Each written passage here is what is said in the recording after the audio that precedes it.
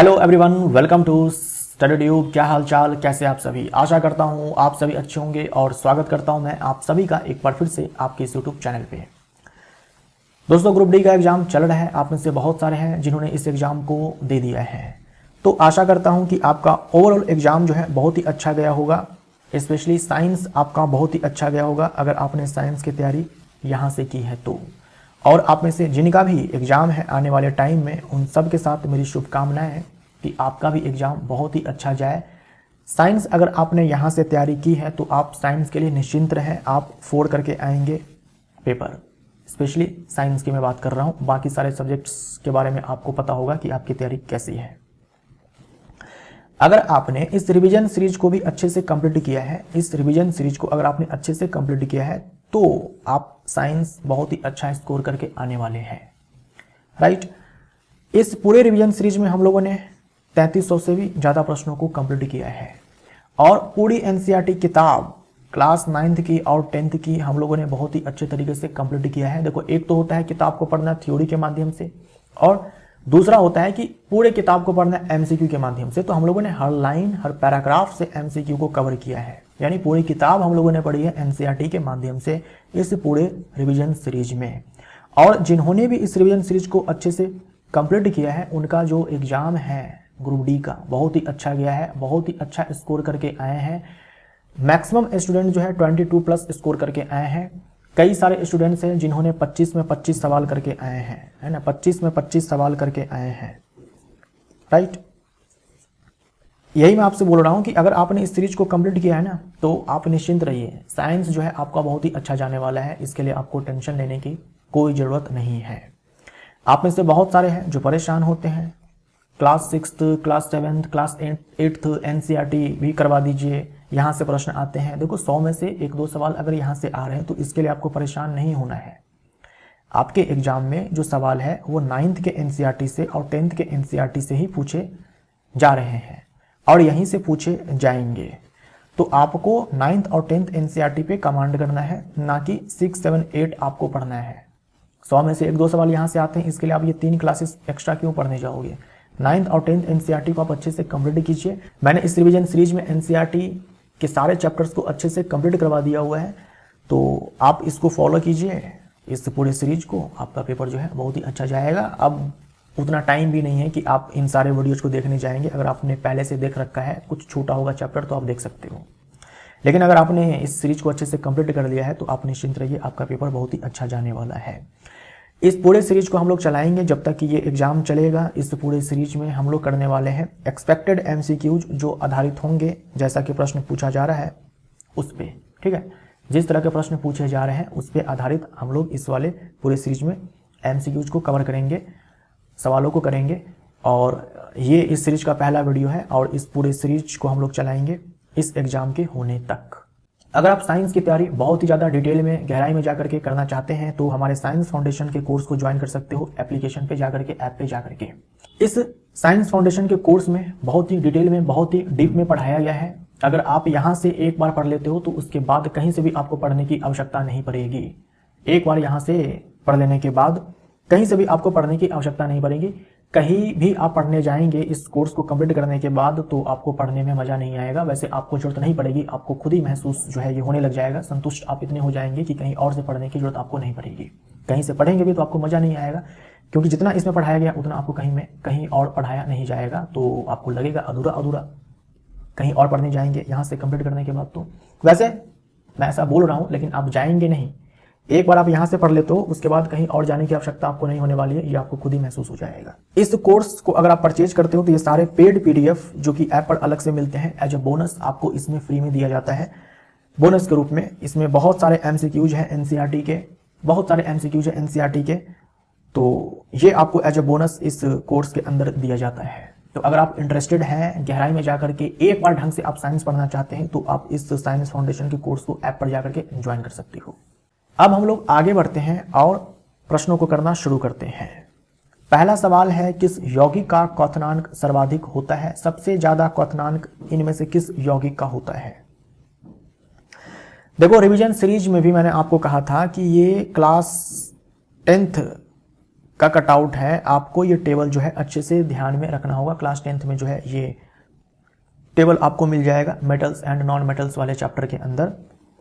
कुछ आपके यहाँ पर आयनिक यौगिक है, आयनिक कंपाउंड है, जिनके मेल्टिंग पॉइंट और बॉइलिंग पॉइंट आपको दिए गए हैं। आपको वैल्यू नहीं याद रखना है, आपको केवल ऑर्डर याद रखना है कि किसका किससे ज़्यादा है, किसका किससे कम है। तो मेल्टिंग पॉइंट में देखो कैल्शियम ऑक्साइड जो है इसका मेल्टिंग पॉइंट सबसे ज़्यादा है और इसी का बॉइलिंग पॉइंट भी सबसे ज़्यादा है। ये जो कैल्शियम ऑक्साइड है इसका जो मेल्टिंग पॉइंट है वो भी सबसे ज़्यादा है, यानी कि गलनांक भी सबसे ज़्यादा है, और जो बॉइलिंग पॉइंट है ये भी सबसे ज़्यादा है, जो क्वथनांक है ये भी सबसे ज़्यादा है। हमसे पूछा है किस यौगिक का सबसे ज़्यादा क्वथनांक है, तो आंसर हमारा कैल्शियम ऑक्साइड हो जाएगा, बी हमारा राइट आंसर हो जाएगा। ऐसे ही आपसे पूछा जा सकता है कि किसका न्यूनतम है, तो मेल्टिंग पॉइंट सबसे कम है लिथियम क्लोराइड का, ठीक, लिथियम क्लोराइड का मेल्टिंग पॉइंट सबसे कम है और बॉइलिंग पॉइंट भी इसी का सबसे कम है, इस पूरे कॉलम में देख सकते हो। तो बी हमारा राइट आंसर हो जाएगा। 4 ओम, 12 ओम और 6 ओम के प्रतिरोधक यदि समानांतर क्रम में जुड़े हों तो परिणामी प्रतिरोध कितना होगा। मान लीजिए कि ये R1 है, ये R2 है और ये R3 है। तो जब प्रतिरोधक समानांतर क्रम में जुड़े होते हैं तब उसका समतुल्य हम लोग निकालते हैं। ये Rp है यानी कि समतुल्य प्रतिरोध है। ये फॉर्मूला होता है 1/R1 plus 1/R2 plus 1/R3। सारे मान को आप डालेंगे, हमें ये Rp चाहिए, याद रखिए हमें Rp चाहिए, यानी P का मतलब पैरेलल होता है। पैरेलल कॉम्बिनेशन में लगाने के बाद रेजिस्टर्स को आपको इसका जो है इक्विवेलेंट रेजिस्टेंस चाहिए। सारे मान को डालेंगे, 1/4 हो जाएगा, 1/12 हो जाएगा, 1/6 हो जाएगा। इन सारे का एलसीएम निकालेंगे, इन सारे का एलसीएम निकालेंगे तो 12 आएगा। यहाँ पर 4 12 हो जाएगा, 12 कम 12 हो जाएगा और 6 दिन में 12 हो जाएगा। ये 3 4 4 और 2 6 बट्टे में 12 यानी कि 1/2। इसको हम उलट देंगे तो ये 2 ओम आएगा, यानी समतुल्य प्रतिरोध जो है हमारा वो 2 ओम है। बी हमारा राइट आंसर हो जाएगा। इस तरह के एमसीक्यूज आपके एग्जाम में पूछे जा रहे हैं, आप इसको अच्छे से ध्यान में रखिएगा। ये फॉर्मूला आपको लगाना है। मान लीजिए कि 4 प्रतिरोधक होता तो यहाँ पर हम लोग प्लस 1/R4 भी लिख देते हैं, ठीक। तांबे की तुलना में निम्न में से कौन सा तत्व कम अभिक्रियाशील है, लेस रिएक्टिव है। तो धातु और अधातु, metals and non metals chapter आपको पढ़ने हैं क्लास 10th में। उसमें आपको ये सक्रियता श्रेणी जो है वो दी गई है, रिएक्टिविटी सीरीज आपको दिया गया है। आपको ये पूरा का पूरा ऑर्डर जो है आपको अच्छे से कंठस्थ होने चाहिए, है ना। बहुत ही ज़्यादा इंपॉर्टेंट है, बहुत ही ज़्यादा इंपॉर्टेंट है। यहाँ से प्रश्न तो आपके एग्जाम में पूछे जाते ही जाते हैं। तो इस पूरे रिएक्टिविटी सीरीज को आप अच्छे से रट करके रखेंगे। इस पूरे रिएक्टिविटी सीरीज को आप देखो तो सबसे अधिक अभिक्रियाशील धातु पोटेशियम है और सबसे कम अभिक्रियाशील धातु यहाँ पर गोल्ड है। गोल्ड के नीचे भी आप ध्यान में रखो प्लेटिनम, गोल्ड के नीचे भी आपको ध्यान में रखना है प्लेटिनम होता है, राइट। अब देखो तांबे की तुलना में निम्न में से कौन सा तत्व कम अभिक्रियाशील है तांबे की तुलना में। तो तांबे से नीचे कौन कौन है, मरकरी है, सिल्वर है, गोल्ड है, प्लेटिनम है। तो यहाँ पर ऑप्शन में सिल्वर दिख रहा है तो ए हमारा राइट आंसर हो जाएगा। इस पूरे ऑर्डर को आप अच्छे से ध्यान में रखेंगे। दिए गए खाद्य श्रृंखला चित्र में हिरण किस पोषी स्तर से संबंधित होते हैं। तो जो हमारे पोषी स्तर होते हैं उसमें जो पहला पोषी स्तर होता है, जो पहला पोषी स्तर होता है इसमें हमारे आते हैं उत्पादक। उत्पादक किसको बोलते हैं, जो फोटोसिंथेसिस करते हैं, जैसे कि हरे पादप हैं, नीलहरित शैवाल हैं, यानी कि साइनोबैक्टीरिया, ये सारे। जो दूसरा पोषी स्तर होता है यानी कि जो द्वितीयक पोषी स्तर होता है इसमें आते हैं हमारे शाकाहारी, जो शाकाहारी जानवर होते हैं, गाय है, भैंस है, बकरी है, हिरण है, ये भी शाकाहारी है, यानी कि द्वितीय पोषी स्तर हमारा राइट आंसर हो जाएगा। तृतीय पोषी स्तर पर हमारे आते हैं छोटे मांसाहारी, छोटे मांसाहारी, और चौथे पोषी स्तर पर हम लिखेंगे बड़े मांसाहारी।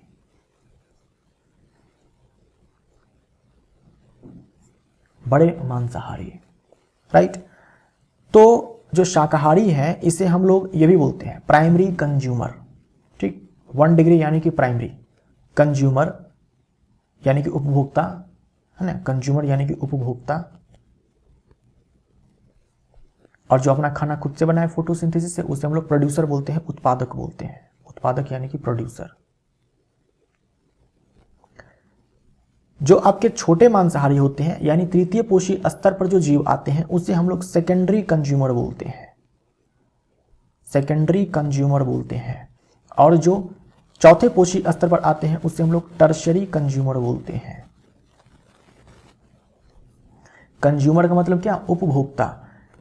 जो शाकाहारी होते हैं वो प्राथमिक उपभोक्ता, जो छोटे मांसाहारी होते हैं द्वितीयक उपभोक्ता, जो बड़े मांसाहारी होते हैं तृतीयक उपभोक्ता। जो हिरण है वो शाकाहारी है, तो आप बोल सकते हो कि हिरण जो है द्वितीय पोषी स्तर पर आएगा, या फिर हिरण जो है ये प्राथमिक उपभोक्ता है। बी हमारा राइट आंसर हो जाएगा। एटीपी के अंतिम फॉस्फेट बंध के जल अपघटन यानी कि हाइड्रोलिसिस से लगभग कितनी ऊर्जा मुक्त होती है। देखो एटीपी को हम लोग बोलते हैं ऊर्जा मुद्रा, है ना, ऊर्जा मुद्रा बोलते हैं, एनर्जी करेंसी बोलते हैं। एटीपी को क्या बोलते हैं, ऊर्जा मुद्रा बोलते हैं, एनर्जी करेंसी बोलते हैं। एनर्जी करेंसी बोलते हैं। क्यों बोलते हैं, क्योंकि जब भी एक कोशिका को ऊर्जा चाहिए होती है तो इस एटीपी का जो है कोशिका इस्तेमाल करती है। क्या होता है, ये जो एटीपी है इसका फुल फॉर्म होता है adenosine triphosphate, adenosine triphosphate, adenosine try, try का मतलब 3 होता है और फॉस्फेट का मतलब फॉस्फेट ग्रुप होता है। तो देखो 1 2 3 3 फॉस्फेट है, इसमें से जो सबसे अंत में फॉस्फेट है इसको तोड़ा जाएगा, है ना। इस एटीपी को तोड़कर जो ऊर्जा मुक्त कराया जाता है, तो कैसे क्या होता है यहाँ पर देखो, ये जो ट्राइफॉस्फेट में जो अंतिम फॉस्फेट है इसको तोड़ करके अलग कर दिया जाता है, तो यहाँ पर जो है ऊर्जा मुक्त होती है, ऊर्जा जो है यहाँ पर मुक्त होती है। और ये एटीपी जो है ये एडीपी में कन्वर्ट हो जाता है। डी का मतलब डाइफॉस्फेट, पहले 3 फॉस्फेट तो ट्राइफॉस्फेट, अब 1 फॉस्फेट निकल चुका है तो डाइफॉस्फेट। फिर ये एडीपी एटीपी में कन्वर्ट होगा, कैसे, तब फॉस्फेट को जोड़ा जाएगा, और जब जोड़ा जाएगा उस समय ऊर्जा जो है वो देनी पड़ती है। तो ये जो एटीपी से एडीपी का कन्वर्जन हुआ इसमें ऊर्जा जो है मुक्त होती है। इसके लिए जल की आवश्यकता होती है, यानी जल की मदद से ये चीज किया जाता है, जल की मदद से किया जाता है। इसे हम लोग हाइड्रोलिसिस बोलते हैं, है ना। जल अपघटन, जल अपघटन से इस एटीपी को एडीपी में कन्वर्ट किया जाता है अंतिम फॉस्फेट को तोड़ करके, और यहाँ पर ऊर्जा मुक्त होती है। इसी ऊर्जा का इस्तेमाल जो है कोशिकाएं करती है अपने प्रक्रम को चलाने के लिए, प्रक्रियाओं को चलाने के लिए। तो अगर 1 मोल यानी कि एवोगाद्रो संख्या के बराबर अगर हम एटीपी को तोड़ते हैं तो 30.5 किलो जूल ऊर्जा जो है मुक्त होती है। बी हमारा राइट आंसर हो जाएगा। छोटे मांसाहारी अर्थात द्वितीयक उपभोक्ता, प्राथमिक उपभोक्ता शाकाहारी जैसे कि हिरण, छोटे मांसाहारी है। छोटे मांसाहारी यानी कि द्वितीयक उपभोक्ता सामान्यतः किस पोषी स्तर पर पाए जाते हैं। तो जस्ट हम लोगों ने यहां पर देखा छोटे मांसाहारी यानी कि द्वितीयक उपभोक्ता किस पोषी स्तर पर है, तीसरे पोषी स्तर पर है, तीसरे पोषी स्तर पर है। तो बी हमारा राइट आंसर हो जाएगा, है ना। उत्पादक जो है ये पहले पोषी स्तर पर आएगा, द्वितीय पोषी स्तर पर प्राथमिक उपभोक्ता, तृतीय पोषी स्तर पर द्वितीय उपभोक्ता, और जो चौथा पोषी स्तर है उस पर तृतीय उपभोक्ता। प्राथमिक उपभोक्ता हमारे शाकाहारी होते हैं, द्वितीय उपभोक्ता छोटे मांसाहारी होते हैं, और तृतीय उपभोक्ता बड़े मांसाहारी होते हैं। बी हमारा राइट आंसर। बोरेक्स के निर्माण में प्रयोग होने वाला प्रमुख रासायनिक यौगिक कौन सा है। बोरेक्स भी अपने आप में एक रसायन है जिसको बनाने के लिए सोडियम कार्बोनेट का इस्तेमाल किया जाता है, धावन सोडा का इस्तेमाल किया जाता है ना। धावन सोडा का वैसे रासायनिक सूत्र होता है Na2CO3.10H2O। ये धावन सोडा है ना, ये धावन सोडा है, सोडियम कार्बोनेट डेकाहाइड्रेट। तो धोने का जो सोडा है इनके उपयोग के ऊपर बहुत सारे प्रश्न जो है पूछे जाते हैं। जैसे सोडियम कार्बोनेट का उपयोग जो है कांच, साबुन एवं कागज उद्योग में होता है, कांच, साबुन और कागज उद्योग में होता है। बोरेक्स के निर्माण में होता है, ठीक। क्योंकि धोने का सोडा है तो साफ सफाई में इसका यूज तो होगा ही, और जल की अस्थायी कठोरता को दूर करने में, जल की अस्थायी कठोरता को दूर करने में इस धोने के सोडा का उपयोग किया जाता है। मान लीजिए कि कठोरता अगर जल की अस्थायी है तो सिंपली उबाल करके दूर कर दिया जाता है, लेकिन अगर कठोरता अस्थायी है ऐसे केस में धोने का सोडा का उपयोग किया जाता है। तो बोरेक्स के निर्माण में, साफ सफाई में और जल की अस्थायी कठोरता को दूर करने में, कांच, साबुन और कागज उद्योग में धोने का सोडा का यूज होता है। रट लो, एकदम से कंठस्थ कर लो। ठीक, ये ब्लीचिंग पाउडर है। ब्लीचिंग पाउडर का फॉर्मूला CaOCl2।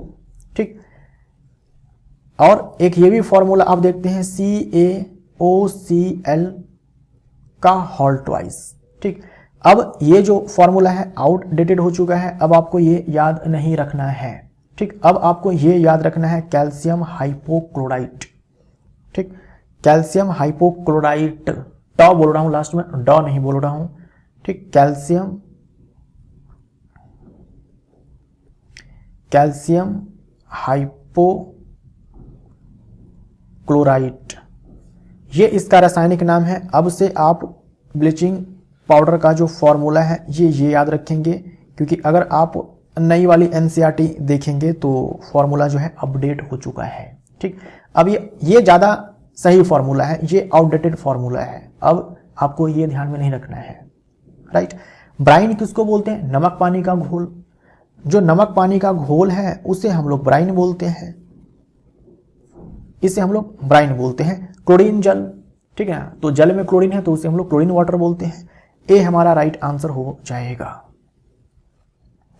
दंड चुंबक यानी कि बार चुंबक है ना, जो चुंबक से आप बचपन में खेलते थे, उसी चुंबक को आप एकदम से इस शेप में ले लो, इस शेप में ले लो, तो दंड चुंबक है, बार चुंबक है। तो दंड चुंबक के बाहर चुंबक के क्षेत्र रेखाओं के बारे में गलत कथन चुनिए। तो देखो, जो दंड चुंबक है इसमें आपके दो पोल होते हैं, नॉर्थ और साउथ।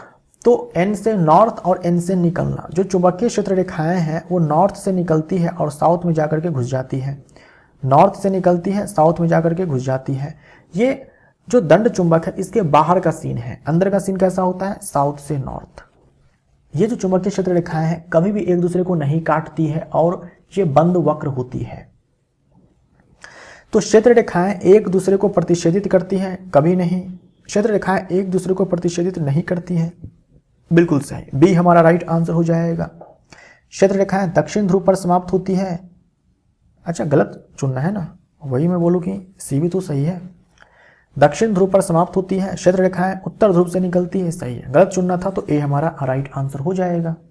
निम्न जीवों में से खाद्य श्रृंखला के शीर्ष शिकारी की पहचान कीजिए। जैसे ये जो खाद्य श्रृंखला है ये गार्डन का है, ठीक है,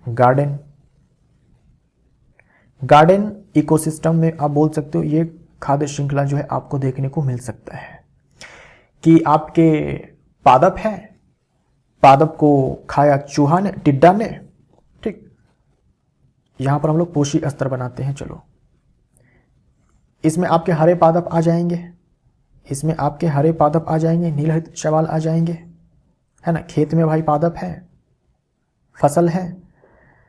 उसके बाद इस पादप को खाएगा टिड्डा, इस टिड्डा को खाएगा चूहा, चूहा को निगल लिया अजगर ने, अजगर मर गया, उसको खा लिया गरुड़ ने। ठीक, तो शीर्ष शिकारी की पहचान कीजिए तो गरुड़, ए हमारा राइट आंसर हो जाएगा। अवतल दर्पण की फोकस दूरी कैसी होती है? अवतल दर्पण की फोकस दूरी कैसी होती है? तो चलो, अवतल दर्पण है यानी कि कॉनकेव मिरर, कॉनकेव मिरर। अच्छा, दर्पण के जगह पर अगर लेंस भी आ जाए तो भी आंसर जो है नहीं बदलेगा, तो भी आंसर नहीं बदलेगा। इनके लिए जो फोकस दूरी है ये ऋणात्मक होता है, निगेटिव होता है। फोकस दूरी इनके लिए क्या बोलेंगे? ऋणात्मक बोलेंगे, और उत्तल के लिए धनात्मक हो जाएगा। उत्तल दर्पण की बात करें, लेंस की बात करें, ठीक, कॉन्वेक्स मिरर आ जाए या फिर आ जाए लेंस, इनके लिए हम लोग क्या बोलेंगे? पॉजिटिव बोलेंगे। अवतल दर्पण की फोकस दूरी सदैव ऋणात्मक, ए हमारा राइट आंसर हो जाएगा। भौतिक और रासायनिक परिवर्तन में मुख्य अंतर क्या है? देखो, भौतिक परिवर्तन और रासायनिक परिवर्तन में मुख्य अंतर यह है, रासायनिक परिवर्तन का सीधा सा मतलब होता है रासायनिक अभिक्रिया, है ना, कि दो या दो से अधिक पदार्थ जो है आपस में अभिक्रिया करके और नया पदार्थ बनाते हैं, बिल्कुल ही नए गुणधर्म वाले पदार्थ बनते हैं रासायनिक परिवर्तन में, अर्थात रासायनिक अभिक्रिया में। भौतिक परिवर्तन में ऐसा नहीं है। भौतिक परिवर्तन में पदार्थ का रूप बदल जाएगा लेकिन उनका संगठन नहीं बदलेगा, यानी पदार्थ नए प्रकार के नहीं बनेंगे, बिल्कुल नए गुणधर्म वाले पदार्थ नहीं बनेंगे। आपके पास बर्फ है, पानी है, भाप है, इन सारे का जो केमिकल कंपोजिशन है वो एक समान है, ठीक, केवल यहाँ पर क्या हुआ, स्टेट में चेंज हुआ है। तो जब भी आपको लगे कि कोई नया पदार्थ नहीं बन रहा है, समझ जाना कि भौतिक परिवर्तन है। अवस्था में परिवर्तन भौतिक परिवर्तन है। जैसे लोहे में जंग लग जाना अपने आप में रासायनिक परिवर्तन है, क्योंकि वहां पर केमिकल रिएक्शन जो है वो चलती है। रासायनिक परिवर्तन में नया पदार्थ बनता है, बिल्कुल नए गुणधर्म वाले पदार्थ बनते हैं रासायनिक परिवर्तन में, बी हमारा राइट आंसर। कोलाइड किस प्रकार का मिश्रण है? कोलाइड किस प्रकार का मिश्रण है? तो हम क्या बोलेंगे? देखो, मिश्रण हमारे तीन प्रकार के होते हैं। मिश्रण हमारे तीन प्रकार के होते हैं। एक जिसे हम लोग विलयन बोलते हैं, सिंपली विलयन बोलते हैं, इसे हम वास्तविक विलयन भी बोल सकते हैं, है ना। सॉल्यूशन हम जिसे बोलते हैं। दूसरा होता है आपका कोलाइड।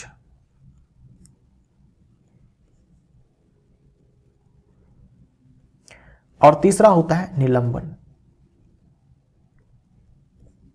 यानी कि सस्पेंशन। सॉल्यूशन नमक पानी का घोल, चीनी पानी का घोल, है ना। आप शराब में अल्कोहल में आप पानी मिला देते हो, वो घोल, जहां भी आप दो चीज़ों को मिक्स करते हैं और अच्छे से वो मिक्स हो जाते हैं, बिल्कुल भी उनके कण जो है आपको दिखाई नहीं पड़ते हैं, ठीक, वो आपके विलयन होते हैं। कोलाइड हमें लगते विलयन जैसे ही है, बट ये विलयन नहीं होते हैं, ठीक। जैसे कि मिल्क है, मिल्क, ये दोनों जो होते हैं ना, ये आपके होते हैं विषमांगी मिश्रण, विषमांगी मिश्रण, यानी कि हेटेरोजीनस, हेटेरोजीनस मिक्सचर। और ये आपके होते हैं समांगी मिश्रण। समांगी मिश्रण यानी कि होमोजीनस, होमोजीनस मिक्सचर, समांगी मिश्रण। तो कोलाइड किस प्रकार के हैं? हेटेरोजीनस है, विषमांगी है, ठीक। अच्छा, यहां पर देखो स्थिर और अस्थिर दिया हुआ है, यानी कि अस्थाई अस्थाई आप लेकर के चलेंगे, है ना। अस्थाई है या अस्थाई है। देखो, जब भी आप एक मिश्रण को तैयार करते हैं और उस मिश्रण को आप शांत छोड़ देते हैं कुछ समय के लिए, अगर मिश्रण के कण तली में आकर के बर्तन के बैठ जाते हैं तो आप बोलेंगे कि वो अस्थाई है। जैसे आपने नमक पानी का घोल बनाया, आपने उस पूरे मिश्रण को छोड़ दिया रात भर के लिए मानकर चलो, तो क्या ऐसा होता है कि नमक के कण नीचे आकर बैठ जाते हैं या फिर चीनी के कण नीचे आकर के बैठ जाते हैं? ऐसा बिल्कुल भी नहीं होता है। यानी कि जो विलयन है ये आपके अस्थाई होते हैं, ठीक। ये जो विलयन होते हैं ये आपके कैसे होते हैं? स्टेबल होते हैं, अस्थाई होते हैं।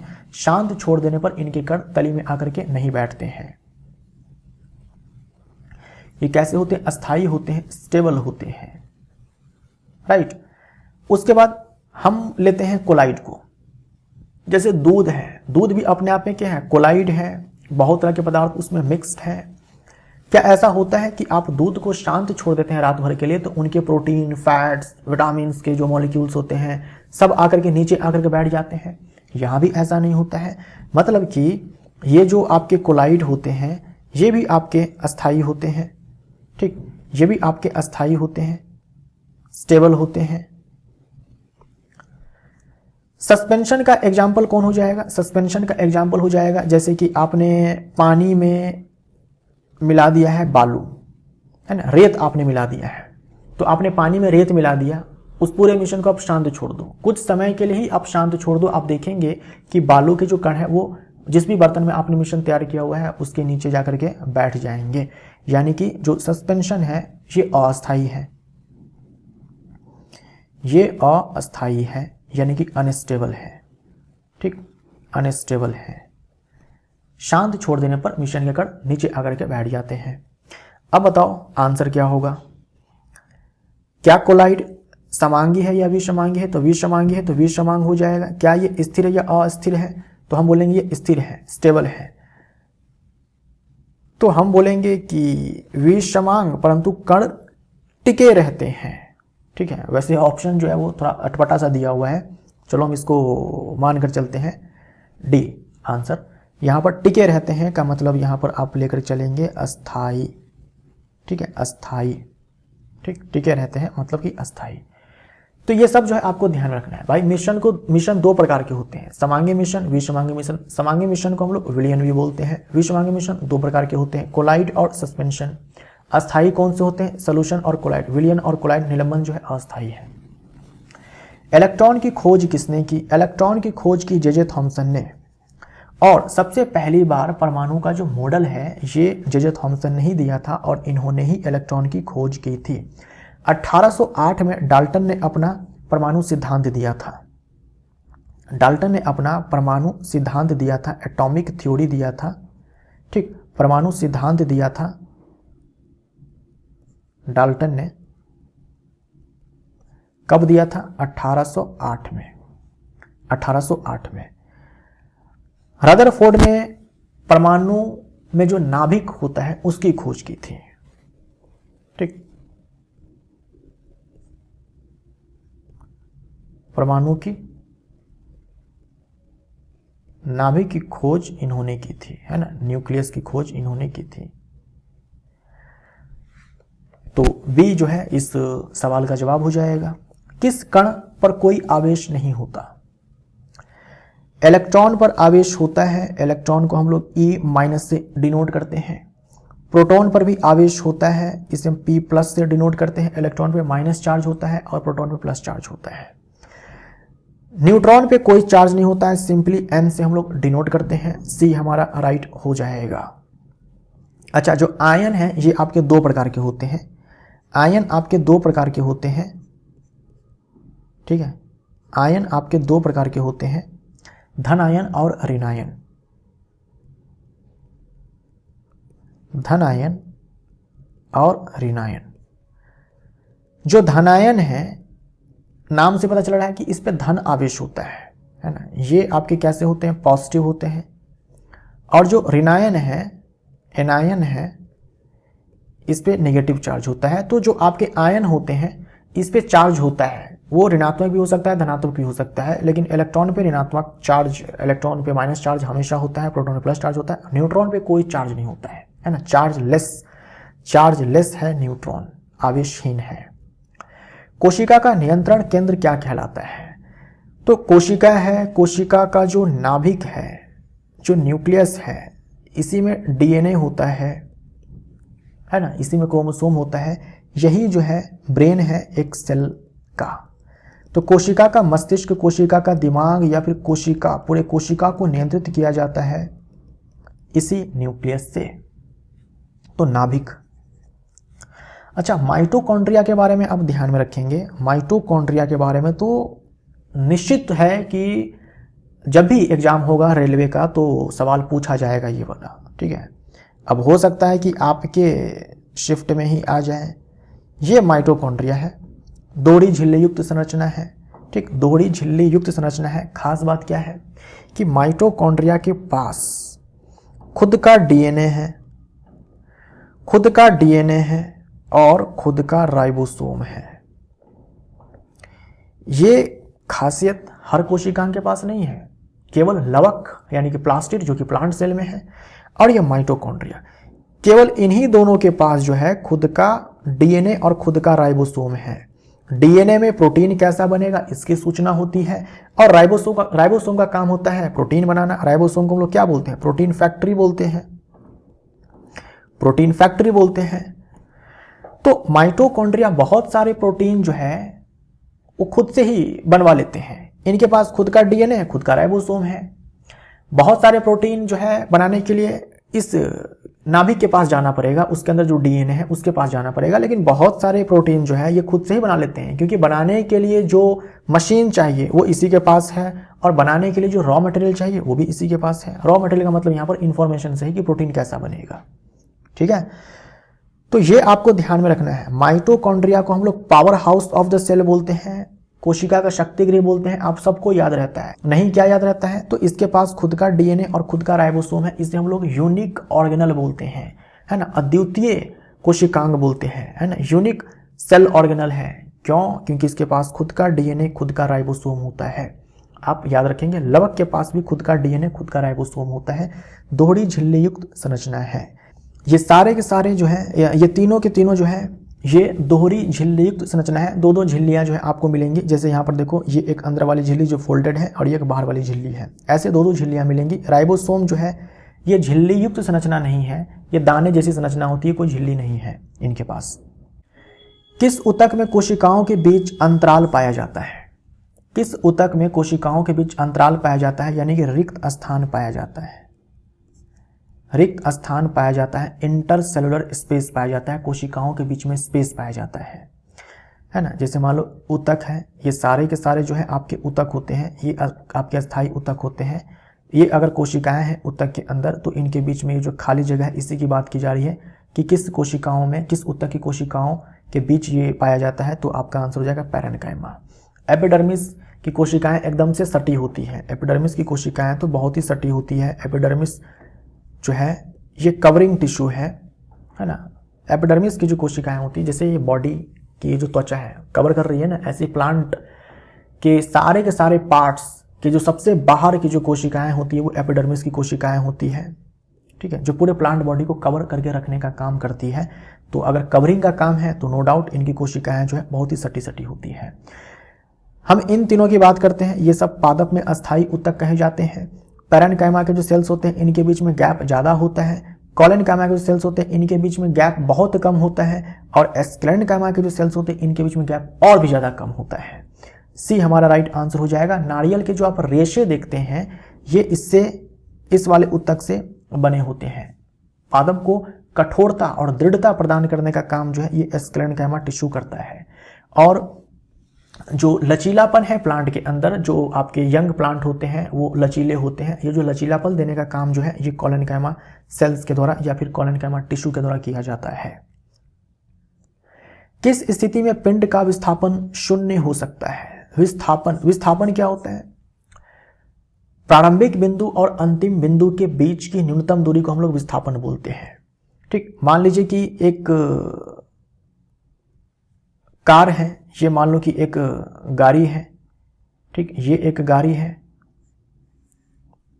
इस बिंदु ए से चलना शुरू करती है और इस बी तक जो है पहुंचती है, इस बी तक जो है पहुंचती है।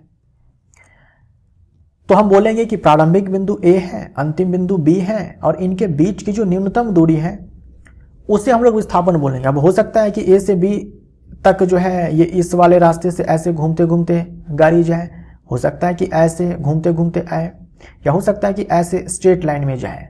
हमें जो है न्यूनतम दूरी देखनी होती है। जैसे मान लीजिए कि इधर से जाने में जो है, इसको इधर से जाने में डिस्टेंस जो है मान लीजिए कि 10 किलोमीटर कवर किया गया, इधर से जाने में मान लीजिए कि 5 किलोमीटर कवर किया गया, और इधर से जाने में मान लीजिए कि 2 किलोमीटर कवर किया गया।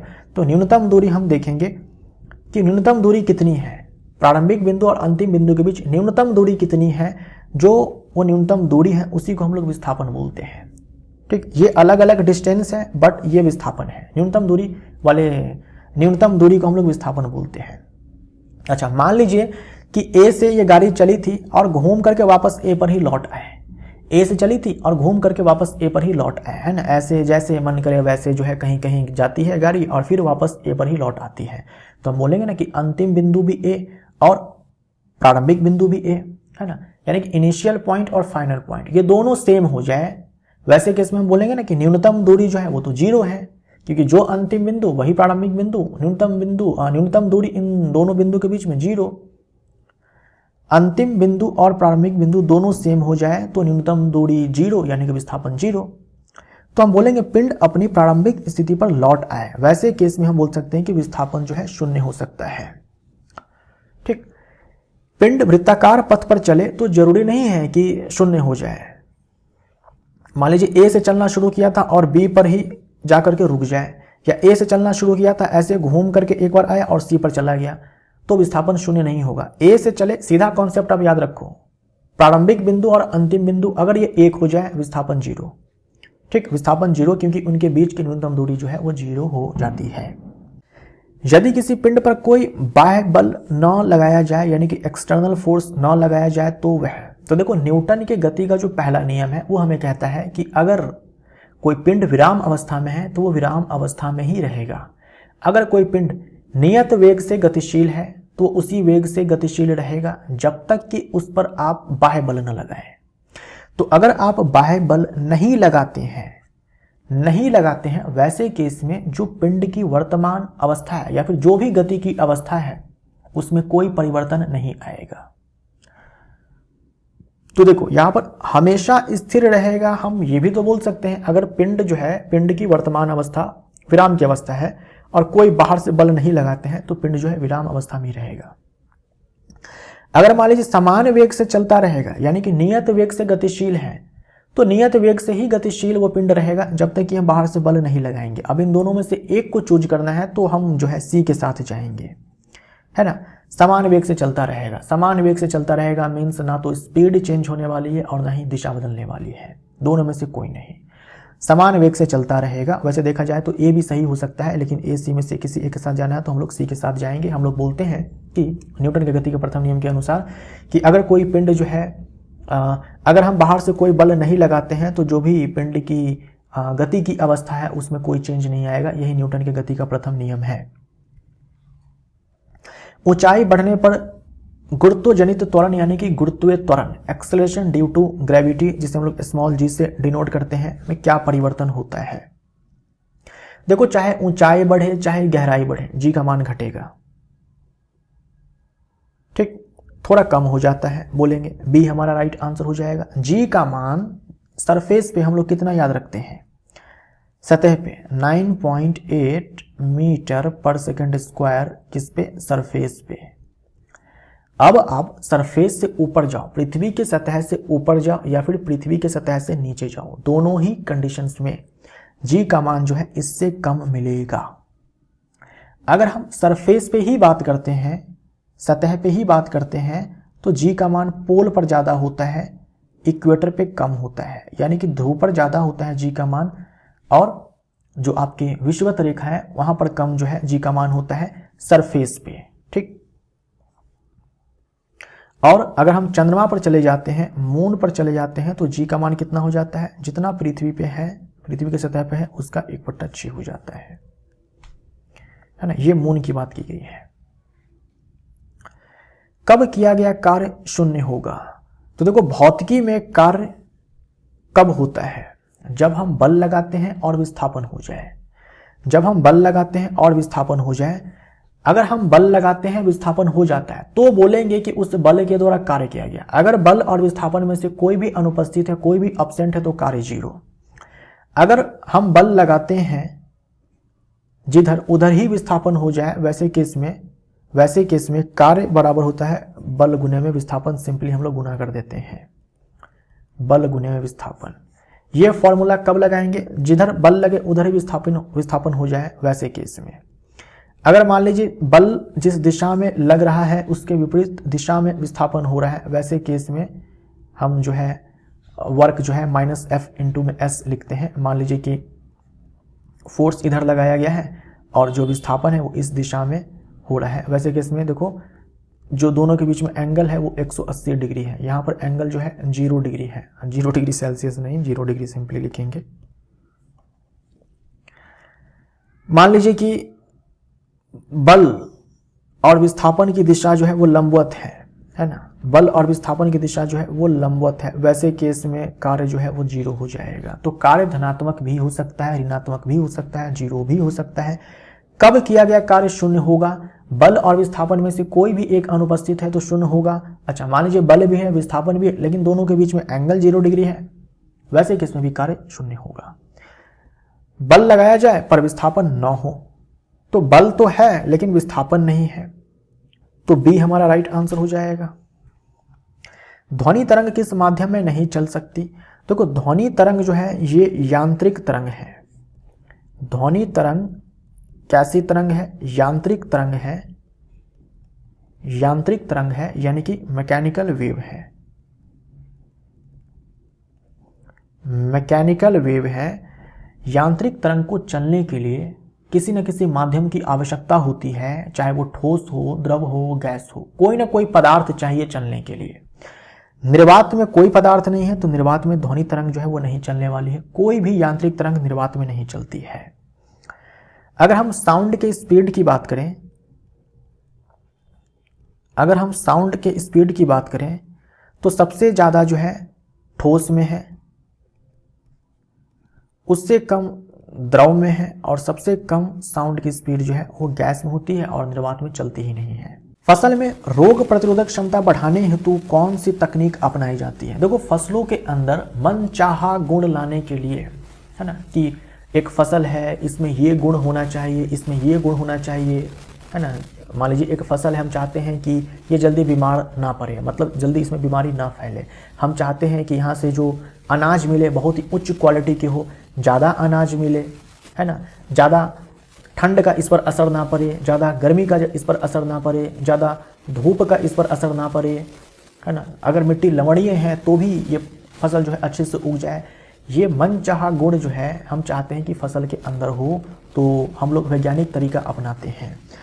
उन वैज्ञानिक तरीका में एक तरीका है हाइब्रिडाइजेशन। मान लीजिए एक फसल है जिनमें रोग प्रतिरोधक क्षमता जो है वो कम है, उस फसल में बीमारी जो है वो जल्दी फैल जाती है। तो ऐसे में वैज्ञानिकों ने दिमाग लगाया, चलो उसी फसल के हम लोग ऐसे किस्म को उगाते हैं, ऐसे बीज को उगाते हैं, ऐसे बीज को पैदा करवाते हैं जिनमें रोग प्रतिरोधक क्षमता अधिक होगी। तो वैज्ञानिकों ने कहा कि चलो हाइब्रिडाइजेशन करवाते हैं। इसमें क्या होगा, दो अलग अलग पादप होंगे, अनुवांशिक रूप से भिन्न पादप होंगे, उनके बीच में प्रजनन कराया जाएगा। ठीक, मान लीजिए एक ये पादप है, इनमें रोग प्रतिरोधक क्षमता अधिक है, एक दूसरा पादप है, इनमें दूसरे तरह के अच्छे गुण हैं, इनके बीच में प्रजनन करवा देंगे। इस प्रोसेस को हम लोग हाइब्रिडाइजेशन बोलेंगे। प्रजनन से अब जो संतान उत्पन्न होंगे, संतति उत्पन्न होंगे, उनमें रोग प्रतिरोधक क्षमता जो है वो अधिक होगी। ठीक, तो बी हमारा राइट आंसर हो जाएगा। तो संकरण एक जैव प्रक्रिया है जिसमें दो अलग अलग गुणों वाले पौधों को मिलाकर एक नई किस्म को तैयार किया जाता है। ये जो अलग अलग गुण होते हैं आप याद रखेंगे, अनुवांशिक रूप से ये भिन्न पादप होते हैं। तो नई किस्म दोनों पौधों के अच्छे गुण को प्राप्त करती है ना। एक प्लांट है, इनके भाई अच्छे गुण हैं, दूसरा प्लांट है, इनके भी अच्छे गुण हैं। जैसे इनमें रोग प्रतिरोधक क्षमता अधिक है, तो इनके संकरण से, इनके प्रजनन से जो संतति उत्पन्न होंगे उनमें दोनों के अच्छे गुण जो है मौजूद होंगे। तो ऐसा हम लोग करवाते हैं ज़्यादा उत्पादन कराने के लिए, है ना, उत्पादन को बढ़ाने के लिए। चाहते हैं कि कम पानी में ही अच्छा फसल हो जाए। ठीक है, कीट व रोग से सुरक्षा, ज़्यादा सूखा आ जाए, मिट्टी अगर थोड़ा लवणीय भी है, इन सबको भी झेल लें। तो अपने इच्छा अनुसार हम गुण फसल के अंदर लाना चाहते हैं, तो इसके लिए एक मेथड होता है साइंटिफिक मेथड हाइब्रिडाइजेशन, और एक जेनेटिक इंजीनियरिंग भी होता है, यानी कि जीन्स को डालना। जो गुण हम चाहते हैं फसल के अंदर हो उसके जीन को डाला जाता है। इसे हम लोग बोलते हैं जेनेटिकली मॉडिफाइड क्रॉप। रासायनिक अभिक्रिया में यदि ऑक्सीजन का ह्रास एवं हाइड्रोजन का ग्रहण हो रहा है तो उस प्रक्रिया को क्या कहते हैं? देखो, लॉस ऑफ ऑक्सीजन या फिर गेन ऑफ हाइड्रोजन।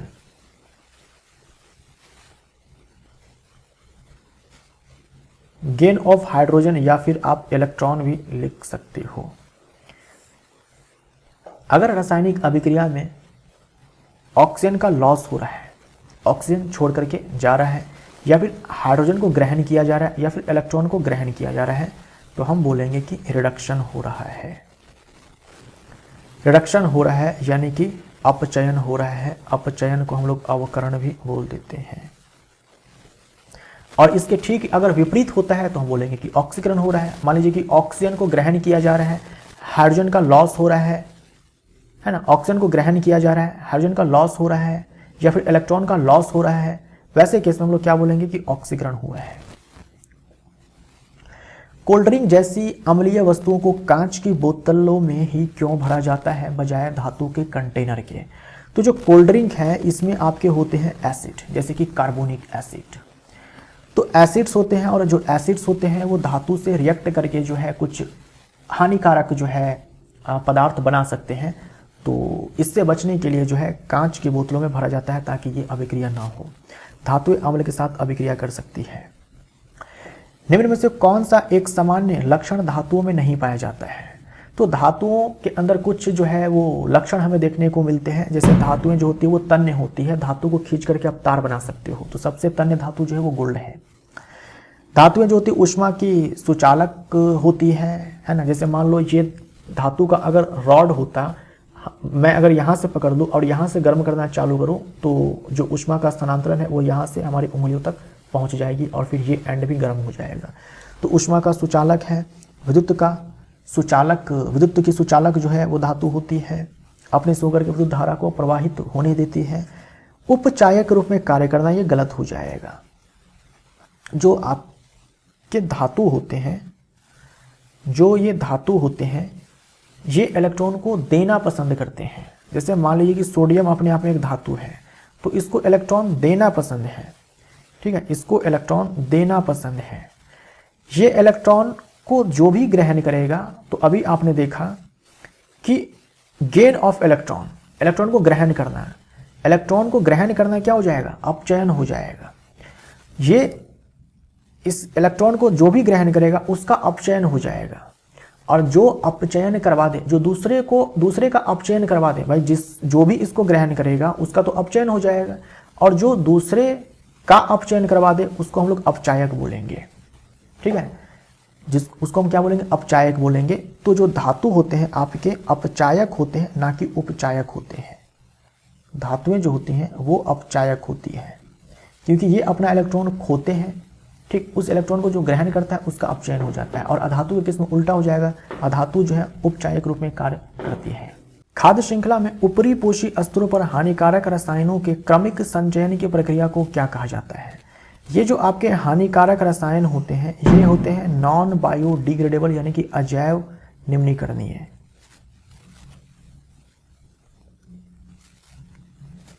अजैव निम्नीकरणीय, जैसे कि DDT, आप बोल सकते हो DDT। अजैव निम्नीकरणीय वो पदार्थ होते हैं जिनका अपघटन जो है सूक्ष्म जीवों के द्वारा नहीं हो पाता है। तो जैसे मान लो ये पोषी स्तर है ना, ये प्रथम पोषी स्तर, ये द्वितीय, ये तृतीय, ये चतुर्थ। तो यहाँ पर तो आपके आते हैं उत्पादक, पादप आते हैं। तो पादपों में जो है पेस्टिसाइड इस्तेमाल किया जाता है ना, कीटनाशक, पीड़कनाशक, है ना, तरह तरह के जो है आपके ये हानिकारक रसायन यूज किए जाते हैं फसल को बचाने के लिए। फसल को बचाने के लिए तो होता यह है कि जब मिट्टी से जो है पादप खनिज का अवशोषण करते हैं, जल का अवशोषण करते हैं, तो वहाँ पर ये जो हानिकारक रसायन होते हैं जो कि अजैव निम्नीकरणीय होते हैं, इनका अवशोषण भी कर दिया जाता है। इनका अवशोषण भी कर दिया जाता है। जब सिंचाई के लिए पानी दिया जाता है तो पानी के साथ बह करके ये जो हानिकारक रसायन होते हैं वो आसपास के जलाशय में चले जाते हैं। वहाँ पर भी जीव जंतु तो होते ही हैं, उनके बॉडी में भी ये चले जाते हैं। तो सबसे पहले ये हमारे खाद्य श्रृंखला में यहाँ पे घुस जाता है ये हानिकारक रसायन। अब क्योंकि ये अजैव निम्नीकरणीय है तो प्लांट के अंदर ये जस के तस पड़ा रहेगा। प्लांट के अंदर ये हानिकारक रसायन जो है जस के तस पड़ा रहेगा। इस प्लांट को खाएगा शाकाहारी, शाकाहारी के बॉडी के अंदर जाएगा, उसमें भी वैसे ही पड़ा रहेगा। शाकाहारी से छोटे मांसाहारी के अंदर और छोटे मांसाहारी से बड़े मांसाहारी के अंदर। अब यहाँ पर होता यह है कि हर अगले पोषी स्तर में इन हानिकारक रसायनों का जो संचयन है पिछले पोषी स्तर से ज़्यादा होता है। यानी जितना उत्पादक के अंदर ये हानिकारक रसायन है उससे ज़्यादा शाकाहारी के अंदर होता है, शाकाहारी से ज़्यादा मांसाहारी के अंदर होता है, मांसाहारी से ज़्यादा छोटे मांसाहारी के अंदर ज़्यादा और छोटे मांसाहारी से बड़े मांसाहारी के अंदर ज़्यादा होता है ना। क्रमिक संचयन होता है और ऊपरी पोषी स्तर में सबसे ज़्यादा होता है। तो किसी भी खाद्य श्रृंखला में जो है मानव सबसे ऊपरी पोषी स्तर पर आता है, तो हम बोल सकते हैं कि सबसे ज़्यादा जो है इन हानिकारक रसायनों का संचयन हम मानवों में ही होता है। तो ये जो हर अगले पोषी स्तर में पिछले पोषी स्तर से ज़्यादा इन हानिकारक रसायनों का संचयन होता है, इससे हम लोग बोलते हैं जैव आवर्धन। बायोमैग्निफिकेशन, आवर्धन यानी कि बढ़ना, मैग्निफिकेशन यानी कि बढ़ना। तो हर अगले पोषी स्तर में पिछले वाले से ज़्यादा ये हानिकारक रसायन जो है संचयित होते हैं। इस प्रोसेस को हम लोग बायोमैग्निफिकेशन बोलते हैं। DDT जो है ये कीटनाशक है। हीरा और ग्रेफाइट में कार्बन परमाणुओं की उपस्थिति में समान होने के बावजूद उनके भौतिक गुण भिन्न क्यों होते हैं? देखो, हीरा और ग्रेफाइट ये दोनों के दोनों कार्बन के ही अपरूप हैं। इनके रासायनिक गुणधर्म एक समान होते हैं, लेकिन भौतिक गुणधर्मों में बहुत अंतर होता है। हीरा सबसे कठोर प्राकृतिक पदार्थ है, जबकि ग्रेफाइट मुलायम होता है। हम जो है ग्रेफाइट से जो पेंसिल का इस्तेमाल करते हैं उसमें ग्रेफाइट ही होता है, हम आसानी से लिख पाते हैं, जबकि हीरा जो है बहुत ही कठोर है। ठीक, देखो इन दोनों की जो संरचनाएं होती हैं वो भिन्न होती हैं। दोनों की संरचनाएं भिन्न होती हैं। देखो ये हीरा है, ये ग्रेफाइट है और ये बकमिंस्टन फ्लोरीन है। ये तीनों के तीनों जो है कार्बन के ही अपरूप है। ये तीनों के तीनों कार्बन के ही अपरूप है। इन तीनों में केवल आपको कार्बन के ही परमाणु मिलेंगे, दूसरे तत्वों के परमाणु नहीं मिलेंगे। हीरे की संरचना ये होती है। हीरे की संरचना जो है ये 3 डायमेंशनल होती है। ये ग्रेफाइट की संरचना जो है 2 डायमेंशनल होती है। दोनों की संरचना में काफ़ी अंतर है। दोनों की संरचना में काफ़ी अंतर है। हीरे की संरचना जो है 3 डायमेंशनल है, ग्रेफाइट की संरचना 2 डायमेंशनल है। दोनों की संरचना में काफ़ी ज़्यादा अंतर है और इन संरचना में अंतर होने के कारण दोनों के भौतिक गुणों में जो है अंतर है। ग्रेफाइट विद्युत का सुचालक है, जबकि हीरा विद्युत का कुचालक है। ठीक, ग्रेफाइट का इस्तेमाल जो है शुष्क स्नेहक के रूप में किया जाता है, ड्राई लुब्रिकेंट के रूप में किया जाता है। आपके एग्जाम में पूछा जा चुका है, याद रखिएगा। तो क्रिस्टलीय संरचनाएं भिन्न होती है। यह बकमिंस्टर फ्लोरीन है, फुटबॉल की जैसी इसकी संरचना होती है। इसे हम लोग C60 भी बोलते हैं, ये याद रखिएगा। तो हीरे और ग्रेफाइट में जो भौतिक गुणों में अंतर है, क्यों? इनकी संरचना के कारण। दोनों की संरचनाएं जो होती है वो भिन्न होती है। एक को हम लोग बोलते हैं कि 3 डायमेंशनल स्ट्रक्चर है और दूसरे को हम लोग बोलते हैं 2 डायमेंशनल है। ठीक, ये सारे जो है एक तल में होते हैं, यानी कि 2D प्लेन में होते हैं। प्रकाश संश्लेषण की प्रक्रिया के दौरान कौन सा पदार्थ इलेक्ट्रॉन दाता के रूप में कार्य करता है? देखो, जब फोटोसिंथेसिस की प्रक्रिया होती है तो उसमें कौन इलेक्ट्रॉन दाता के रूप में कार्य करता है, यानी कौन इलेक्ट्रॉन देता है, बोल सकते हो कौन अपचयन जो है अपचायक रूप में कार्य करता है, क्योंकि जो इलेक्ट्रॉन देगा वो इलेक्ट्रॉन जो लेगा उसका अपचयन होगा, यानी देने वाला जो है वो अपचायक है। तो देखो, फोटोसिंथेसिस में ये सारी प्रक्रियाएं जो है एक के बाद एक चलती है। ये आपको एज इट इज इसी ऑर्डर में ध्यान में रखने हैं। पहले क्या होता है, जो क्लोरोफिल होता है वो प्रकाश ऊर्जा को अवशोषित करता है। फिर क्या होता है, प्रकाश ऊर्जा को रासायनिक ऊर्जा में परिवर्तित किया जाता है और जल के अणुओं का अपघटन होता है। जो जल के अणु होते हैं उसका हाइड्रोजन और ऑक्सीजन में टूटना होता है और उसके बाद कार्बन डाइऑक्साइड का कार्बोहाइड्रेट में अपचयन होता है। इलेक्ट्रॉन देने का काम जल करता है ना। ये जो जल टूटता है हाइड्रोजन और ऑक्सीजन में, तो जल से ही जो है इलेक्ट्रॉन, ये हाइड्रोजन जो है यहीं से इलेक्ट्रॉन बाहर निकलता है। तो जल हमारा राइट आंसर हो जाएगा। और जो कार्बन डाइऑक्साइड है यही है जो ग्लूकोज में कन्वर्ट होता है। ठीक, तो इस कार्बन डाइऑक्साइड का जो है यहाँ पर अपचयन होता है और इस अपचयन को करवाने के लिए जल, या फिर बोल दो ये जो हाइड्रोजन है ये ऑक्सीजन देता है, इलेक्ट्रॉन देता है अपना। निम्न में से कौन सा कथन आनुवांशिक लक्षणों के संदर्भ में सही नहीं है? तो लक्षण जीन द्वारा नियंत्रित होते हैं, बिल्कुल सही है। लक्षण को नियंत्रित करने के लिए जीन होता है और जीन जो है DNA का टुकड़ा होता है। जब माँ बाप से बच्चे का जन्म होता है तब क्रोमोसोम जो है माँ बाप से बच्चे में जाता है। क्रोमोसोम में DNA होता है, DNA में जीन होता है।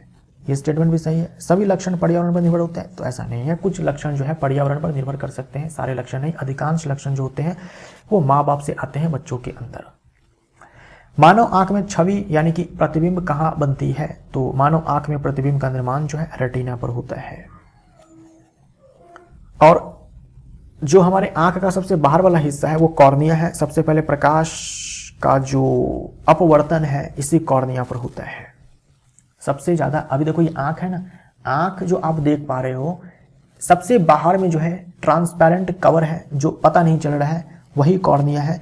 तो अगर आंख में प्रकाश घुस रहा है तो सबसे पहले कॉर्निया को ही क्रॉस करता है। सबसे ज्यादा अपवर्तन और सबसे पहला अपवर्तन जो है कॉर्निया पे ही होता है प्रकाश का। तो इसी के साथ ये वीडियो यहाँ पर समाप्त होता है। अब हम लोग मिलते हैं अगले वीडियो में। Thank you so much.